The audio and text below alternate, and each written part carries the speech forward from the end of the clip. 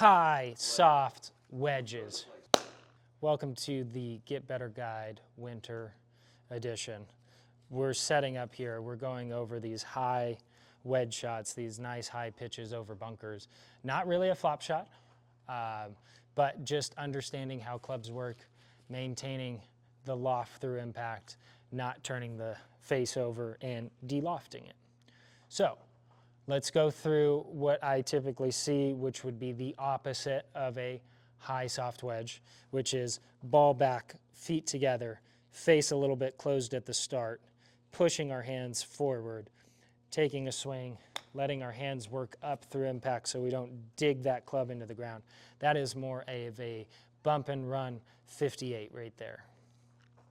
Okay, so we're gonna hit these high over bunker shots.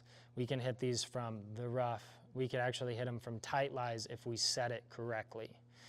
One of the things that I will show people is how you set the club face at the start has no reference to how it comes back. We don't know how it comes back unless we're on video, slow motion, taking a look at these things. I will often demonstrate I could set the club backwards, right? So I'm set up here. Now, if I return it like that, I'm hitting the bottom of the club. That's obviously not a high lofted shot. So if I'm set up here, taking it up, and I let that club come around, it takes the ball straight up in the air. So what does that prove? I set up with the club, basically gonna hit it like this. But if you notice in that last video, I was gripping it very strong. So as I'm taking it up, what are we doing? We're coming back, and now I'm here. So I'm here, and I'm able to maintain the loft on a wedge. That's not exactly how we want you to hit them. It's just showing the idea of how we set it up isn't necessarily how the club returns. So when we're working on these high lofted wedge shots, one thing we have to do is, if we're gonna take our conventional grip, we have to understand what is open. So if I'm right here, I got this club face square. If I turn it for a right-handed golfer to my right, set it down, that is open. Now, depending on what kind of wedge player you are, if we set it open, as we're returning it through, I'm still shifting my weight to the front. I'm not falling behind it, still hitting down on the golf ball, and I'm maintaining loft. So as you can see, these are hitting the top of our ceiling here. That is a very high, soft pitch.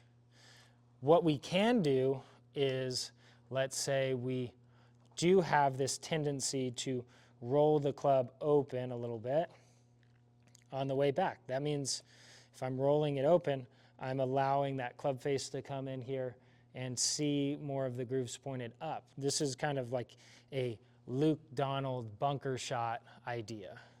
So let's say I'm setting it a little bit more square, maybe a touch open.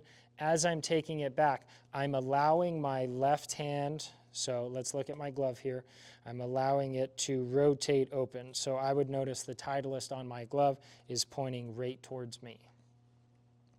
So I'm taking it up, just like that, up, again, maintaining that loft. So still hit it high. I didn't have to set the club open as much at the start, but again, still shifting through it, still working through the ball, and I'm maintaining the loft all the way through the strike. I'm doing it in a different way, which I'm allowing the face to rotate more open on the way back, and then come down, hold the loft through impact, and swing right through it. Now, let's say that we're going to chip a little bit more, kind of a tighter lie out there. One of the things that I'll recommend here when we're playing on Bermuda is set it super open at the start, kind of grip it, take my hand, turn it under, so now I have a super weak grip. And now when I'm chipping, I can be a little bit more weight forward and then maintain the loft. So you can see more of kind of like a chipping swing. I'm locking my hinges out a little bit, but I'm still maintaining the loft. What does that do for me on these tight dormant Bermudas? Allows me to kind of hit a little bit more down, control the strike while still having that face open. So anytime I do something like that, here, boom, lock my wrist in there. When I got this weak left hand for me, it's hard for me to hinge my wrist. So I'm kind of locking that hinge in there, up. And when I hit it, it's allowing me to strike down and add a little bit more spin. So give that a shot out on the golf course.